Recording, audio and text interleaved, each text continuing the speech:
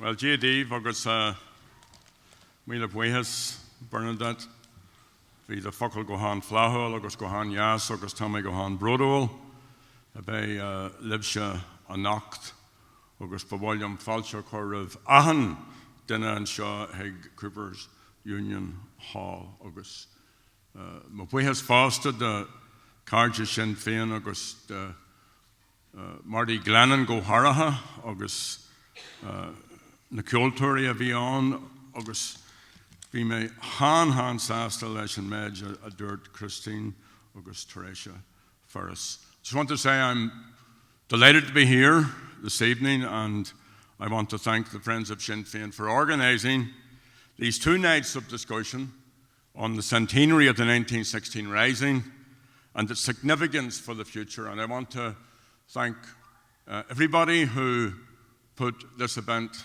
together, or these events together, but particularly, if I may, just thank Marty Glennon for all of his work.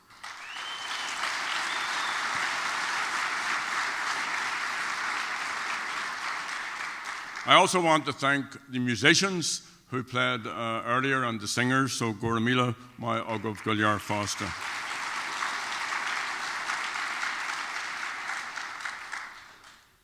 So, you know, anytime I come here, and I'll do the same this evening, I see it as an opportunity to thank our many friends here who, as Teresa has said, have long supported the struggle for Irish freedom.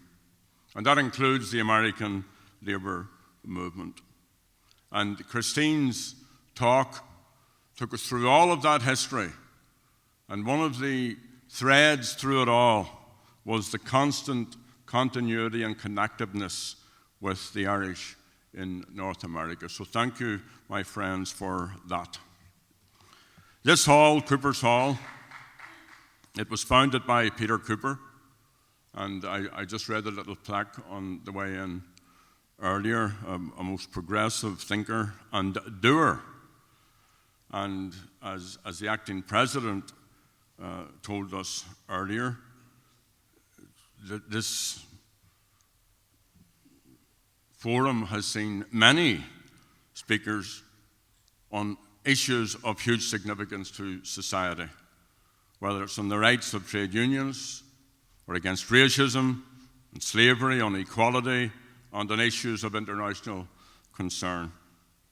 But it was really interesting to hear that James Connolly was here, maybe at this very podium, that the Fenians were here, that the Land League was here, that Michael Davitt was here, that Abraham Lincoln was here, and the role of democracy and constitutional rule has been debated here over a very long time. And that reflects Peter Cooper's own stated view of a world in which knowledge shall cover the earth as waters cover the great deep. So what I'm going to try and do here, and I'll be as brief as I can, is to try and deepen your knowledge and hopefully motivate you to see your part within your own capacity and within your own capability, your part, as Teresa put it very well, bringing about the point where Republicans win. Because when Republicans win, the people of Ireland win, that we have our own destiny, that we have our own sovereignty, that we have our own state, and that we develop our own society the way we want to develop it.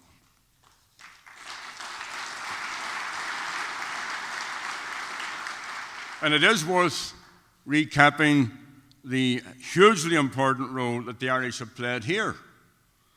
Even before the USA, even before the United States was founded, there are Irish signatures in the founding documents of this republic. In the American War of Independence, the Irish were there, fighting for your right to freedom and independence from the British. And George Washington put it well. He said, when the friendless, our friendless standard was first unfurled, who were the strangers who first mustered around our staff? And when it reeled in the light, who were more brilliantly sustained and who sustained it than Aaron's generous sons? And when it was all over, and when the 13 colonies had won their independence, how did the British respond? One British official famously complained, "We have lost America through the Irish. Hasten the day."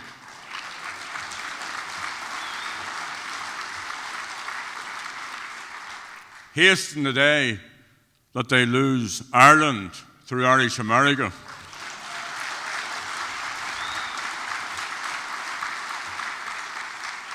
When Abraham Lincoln led the fight to end slavery, over 100,000 Irish Americans and newly arrived Irish fleeing the aftermath of Gartamore, the Great Hunger, joined the struggle. The Irish have helped to build this economy, build the cities, build the railways, build the infrastructure, and played a hugely important role in the political, cultural, and social life of the United States of America.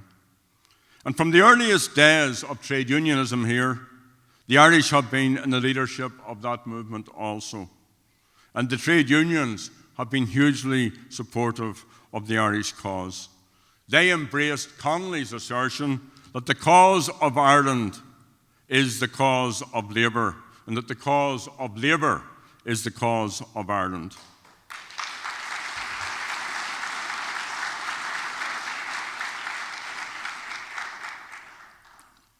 The Irish Republican Brotherhood, which planned the rising, was born here.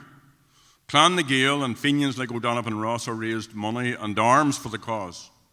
Without Joe McGurrity, a Tyrone man, and his ability to raise funds, there may not have been any rising whatsoever.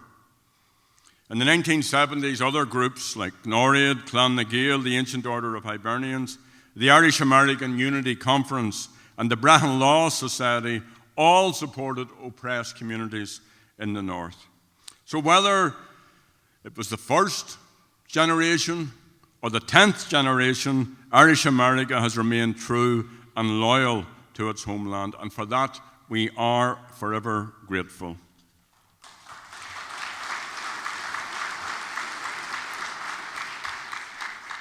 It's actually significant that the proclamation itself acknowledges this when it refers to the role of our exiled children in America. And the people of Ireland has also taken inspiration from here. When the United Irish Society was plotting rebellion, they drew their inspirations from the French and the American revolutions. In particular, the writings of Thomas Paine and his Rights of Man were found an enthusiastic audience in Ireland, especially in Belfast. And the Republican connection between all three nations is well expressed in Cork in 1797 in what is described as the Catechism of the United Irish Society. What is that in your hand?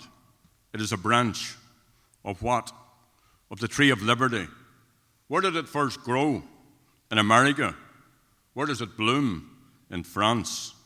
Where did the seeds fall? In Ireland. At its core, the Irish struggle is about rights. The rights of the people of Ireland, like the people of the USA, to determine our own destiny. It's about our right to shape a society which reflects the needs of all our citizens. It is about the republic proclaimed outside the GPO in Dublin 100 years ago. And that transformative moment in Irish history saw the coming together of separatists, Republicans, socialists, nationalists, suffragettes, trade unionists, writers, poets, and Irish language activists. And they created a great revolutionary movement to liberate Ireland and establish a democratic and egalitarian republic.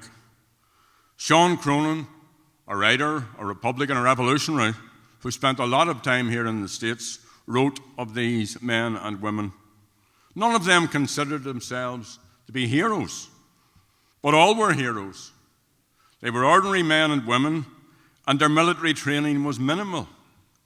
In that lies their glory. They believed that Ireland should be free. In that lies their greatness. Across the island of Ireland, poorly equipped men and women rose in defiance and against the largest empire in human history. Think of it. The Great Hunger was still in living memory. National morale was at the bottom. The workers had been defeated in 1913 in the Great Lockouts. But these men and women believed that society could be ordered in a different way, that the connection with Britain could be broken, and that a new republic could be established. It lasted for 6 days. In the end, the British suppressed it. They court-martialed and they executed the leaders. And they did so with great speed. And that wasn't just the knee-jerk reaction of an imperial power. That wasn't just the general in charge having his own way. That was a deliberate, conscious effort to remove the thinkers, the people who had put together the proclamation, the people who had planned the uprising, to remove that, to remove the most revolutionary cadre of the leadership. And it wasn't therefore hard to figure out why, in a few short years, the revolution was overtaken by a counter-revolution, and we inherited the Ireland that we have today, a partitioned island. But of course, the British failed. And I've been reading about the rising and what happened, and reading the writings of the people who were out, and particularly those who were in the leadership. And I have to say that I grow more and more and more in admiration and respect for them every time I hear and read about their exploits. They were mighty men and women.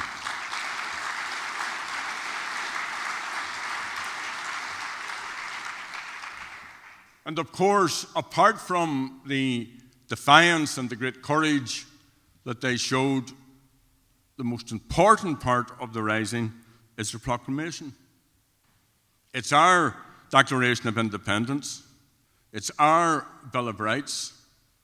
It's rolled up and they got it onto one page, which is remarkably difficult for any Irish person to do. And it remains the mission statement of modern Irish republicanism. Women didn't have a vote. How does it start? Irish men and Irish women. Just by a straight 3 words.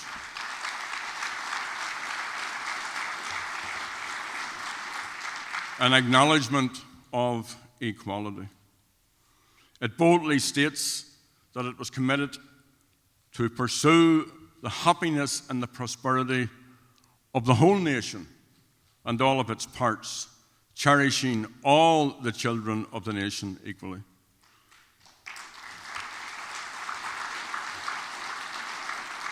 It guarantees civil and religious liberties.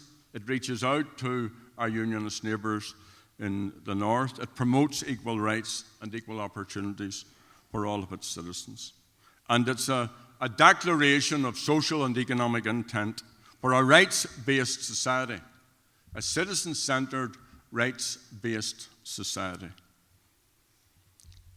Does that exist in Ireland today? Is the republic that we have the same republic proclaimed here? Of course not. The crisis in homelessness, the crisis which have many of you here in the USA in the first instance, the fact that so many of our children are living in poverty, all of those are clear indications that this is not the republic that we see in the proclamation. And there are many people now, and there's an increasing radicalization and politicization of people, and many will agree with that assertion. But there's also another aspect, the fact that our island is still partitioned, that we haven't got a 32-county state that we can call our own. So that's the challenge facing all of us, because be sure of this, if the men and women who signed and who were part of that revolutionary period had actually went on to form a working government, it would be a different Ireland, a totally different type of Ireland to the one we have at this point. So our primary political goal has to be to end partition.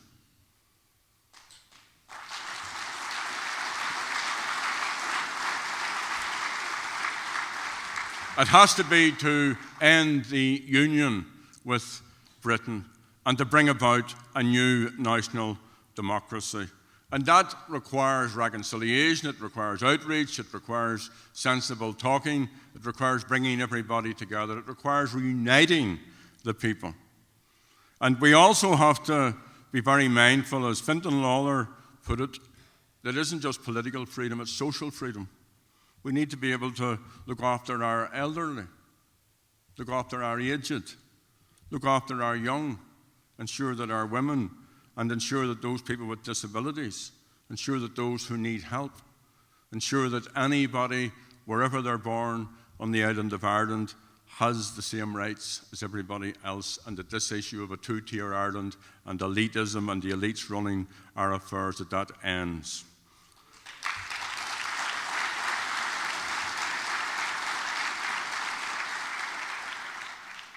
And James Connolly refers to the reconquest of Ireland by the Irish people. And that's the only way, by the people themselves taking power, by the people themselves taking freedom. Because, of course, yes, you can have an armed coup. You can get rid of a government.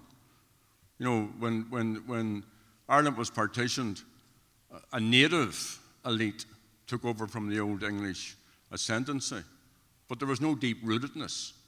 So it's the reconquest of Ireland by the people of Ireland that we have to strive for. And Connolly also said, in the long run, the freedom of a nation is measured by the freedom of its lowest class. Every upward step of that class to the possibility of possessing higher things raises the standard of the nation in the scale of civilization. So they have to be our twin aims: to end partition, to bring about a national democracy, and then within that democracy to build a society that the people themselves construct, so that we can all, as Pierce put it, be living in pursuit of human happiness. We need to have a human rights ethos, infuse it into all areas of public policy. We need a culture of inclusivity, a culture of equality, a culture of tolerance. We need to have a culture which is secular, anti-sectarian, and which would oppose racism in all of its forms. Why should gender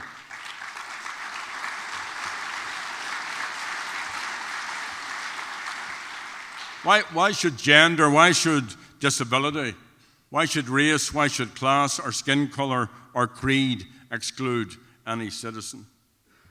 So there are lots of good things happening back home.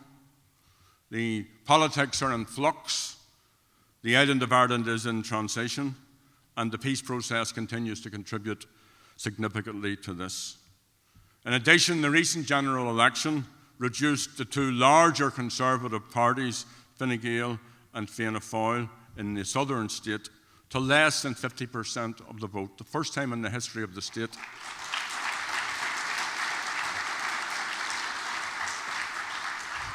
Now, it's slow and it's problematic and it's hard work at times, but now there are 23 Sinn Féin TDs in the Irish Parliament and 7 senators elected just this day.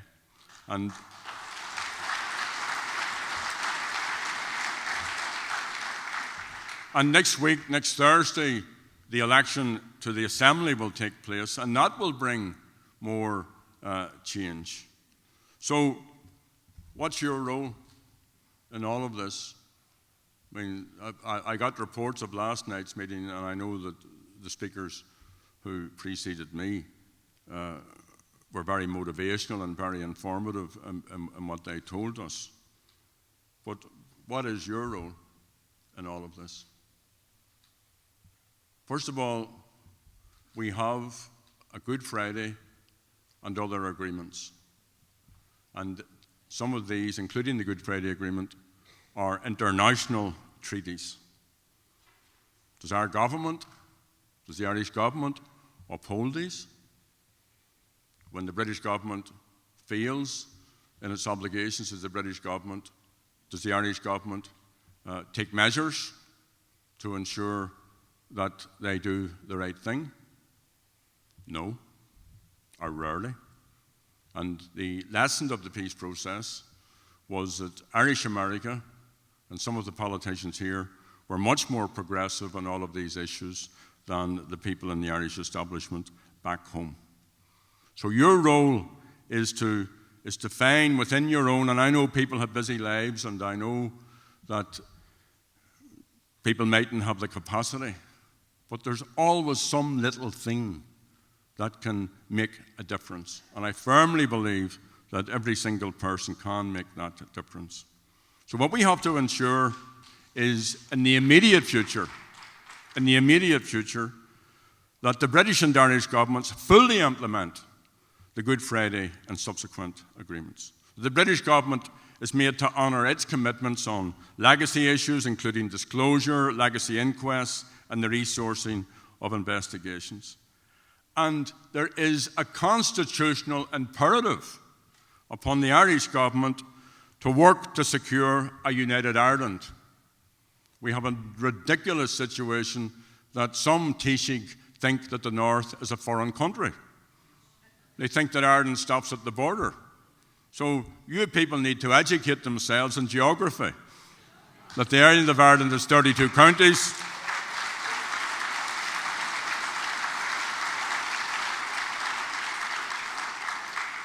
And that the Irish government has a duty, whatever about the particular party political colour of the Taoiseach, that there is a constitutional imperative to continue and to press forward on these issues. It hasn't done so. There have been times when some have been better than others, and it does seem likely that a government is eventually going to be elected soon, next week, and it won't be a government which we will be voting for, but that to one side, it still has a responsibility to rectify this failure. So, every Taoiseach I've ever met, I always go up to them very, very quietly after they've had a meeting with the British, and I always say, "Did you ask them would they leave?" And invariably they don't. So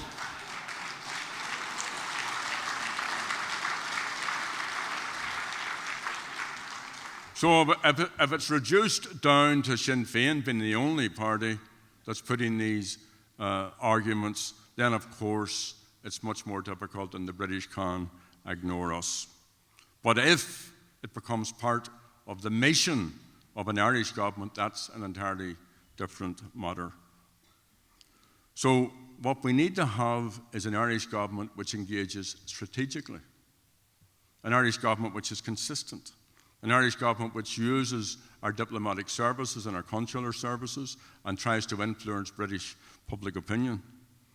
It also needs to make it as a matter of normality that Irish government ministers are in the North on a regular and ongoing basis, that they just do their business, that they work with agriculture or health or energy or the environment and all of those other issues that people need support in doing. And also that we reach out to the unionists in these concrete ways, not just rhetorically. It isn't enough, some of us get up and we make speeches and we appeal to our unionist brothers and sisters, and of course some will listen. But we need to show concrete ways to them that their lives can be improved by uniting across the island of Ireland.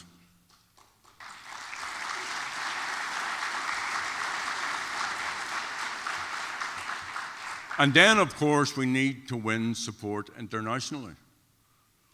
There are very few liberation struggles have succeeded without some international dimension to their achievement. So we have friends throughout the world.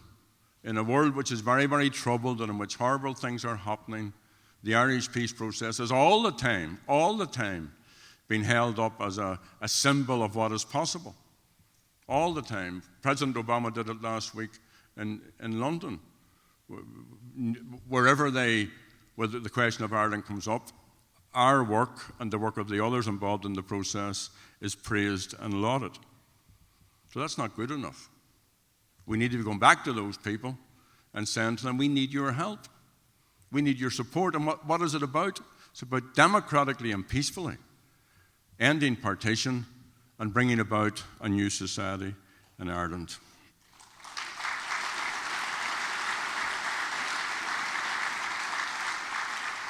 Now, there are many people here who were active for ages on lots of these issues.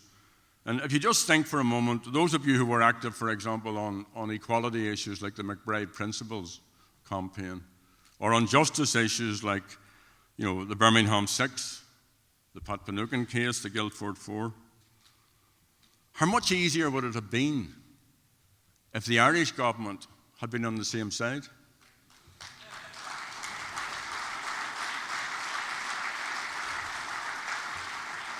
How much more quickly would those cases of injustice with people being falsely imprisoned, how more quickly would the war have come to an end, how more quickly would the peace process have prospered?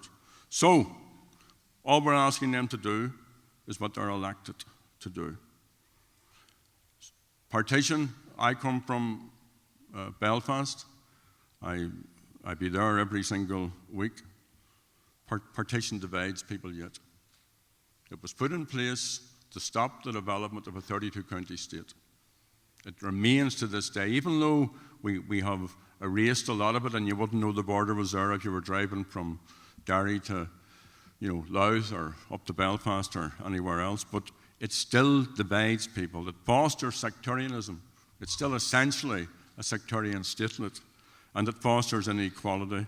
It's totally and absolutely economically inefficient. At the time, the British kept the most prosperous, the most industrialised, the most commercialised part of the island. But now that's no longer the case. It's undemocratic. So, my appeal to you all in terms of building towards the future is to use your outreach to get our government to do the right thing in all of these matters. And the men and women of 1916 were all about the future. They drew from the past, of course they did, as all of us must, but they were looking to a new Ireland, looking to another day. And so too were the men and women of the H blocks. So too were the women in Armagh Women's Prison during the prison struggle 35 years ago. And it's important to recall, on this day in 1981, Bobby Sands was on the 59th day of his hunger strike. And this day next week, he died after 66 days. And he was followed by 9 comrades. And I knew Bobby well. We were in Longcase together. We were in the same cage. He was a keen sportsman. He played soccer and he played Gaelic football when he got the chance. He had a good sense of humour. He was good crack. He liked music. He was very good on the guitar. I remember there was a thing, they called it the study hut, but it was actually just like a garden shed out in the cage. And I would be in there writing, and Bobby would be practicing on his guitar, and he had long hair. I had long hair too. Everybody had long hair in those days. I'm lucky now I've got hair as well. But his party piece was Chris Christopherson's Me and Bobby McGee. And I remember years beforehand when we burned Long Cache, that somebody had Chris Christopherson playing, and as the fire closed in, the last thing that I heard of music were just the strains as the record player got slower and slower and slower as Chris Christopherson went up in flames in Long Cash. But that was one of Bobby's favourite songs, and he sang it at any session we had in Cage 11, and he and another lad also performed some of Queen's music as well. You know the one that goes Galileo, Galileo. So he was very normal, very ordinary, and as we all know, went on to do extraordinary things. He also wrote, when he went into the Hisbox, he wrote McElhatton, one of the best songs ever written, and he wrote Back Home in Derry. And when we organised political debates and lectures in the Cage, he participated. He was very intelligent, very committed. He was well read. He enjoyed the cut and thrust of political discussion, and he made up his own mind on the ongoing political situation. And the conditions, we should not lose sight of this, the conditions in the prison of the H-blocks were horrendous. When you consider that 10 men died in hunger strikes, that gives you some measure of the suffering that was inflicted upon them. And when I say they were about the future, you know, if anybody had the right to be bitter, if anybody had the right to be angry, it would have been Bobby. You know, I'm reminded of what James Connolly said just as he was being brought out on a chair to be shot dead. He was asked, would he pray for the men who would shoot him? And he said, I would pray for all men who do their duty. So these weren't bitter, mean-minded, miserable, nasty people. These were good people. Bobby Sands was a good person.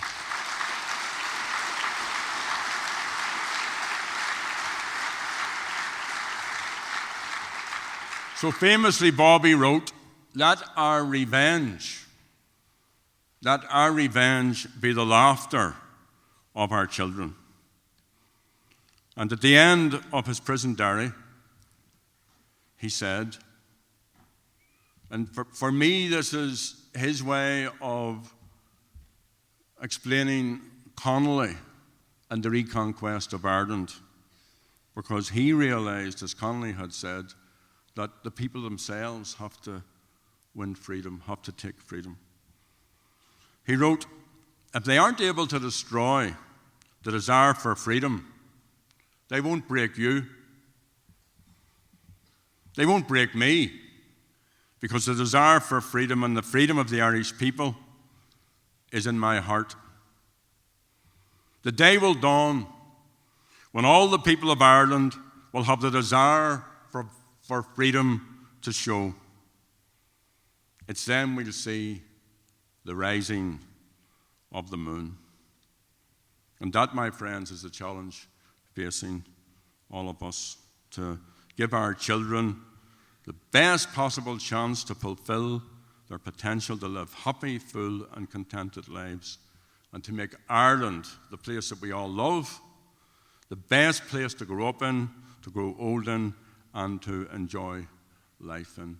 So I'm going to ask all the other speakers to join me here, to ask Bridget, to ask Bernadette, to ask Christine, to ask Teresia.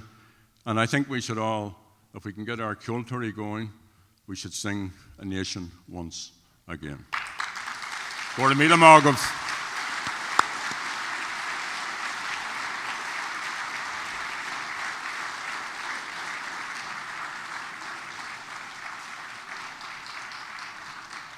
I don't know if any of these women can sing. I can't sing either. Gotcha and Shaw led the hull. Can any of you sing? Can you sing? Hiya, Christine. I wish I could. There's a woman here who can sing. Right, can you sing? Tricia Ferris, as Granny, was really a Republican. Don't heed what she was saying earlier on. You can't say that. Gerry, make sure you call Marty Glennon. Sorry. 1, 2. Make sure I call him Marty Glennon. Marty Glennon.